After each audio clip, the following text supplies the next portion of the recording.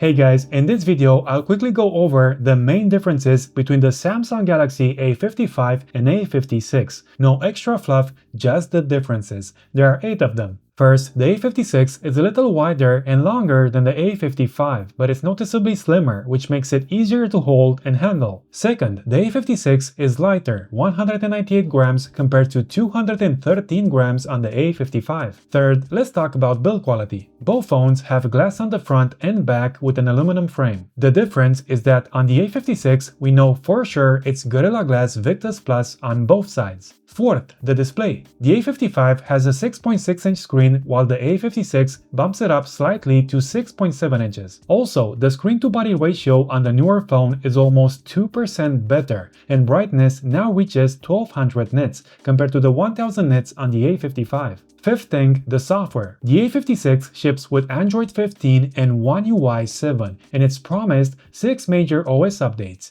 The A55 only gets 4. Sixth, performance. If you game or multitask a lot, you'll notice that the A56 is about 25 to 30% faster than the A55 when you combine the CPU and GPU performance. Definitely a solid upgrade. Difference number 7, charging. Both phones have a 5000 mAh battery, but the A56 supports 45 watts fast charging while the A55 tops out at 25 watts. And finally, the selfie camera. All the other cameras are basically the same, but the A55 has a 32 megapixel selfie camera while the A56 drops to 12 megapixels. The thing is, both sensors are basically the same size, so the A55 is just digitally enlarging the image. Honestly, 12 megapixels is more than enough for selfies. And that's it. Those are all the differences. If you found this quick breakdown helpful, hit that like button. And if you want to watch more videos, check out one that's on the screen right now.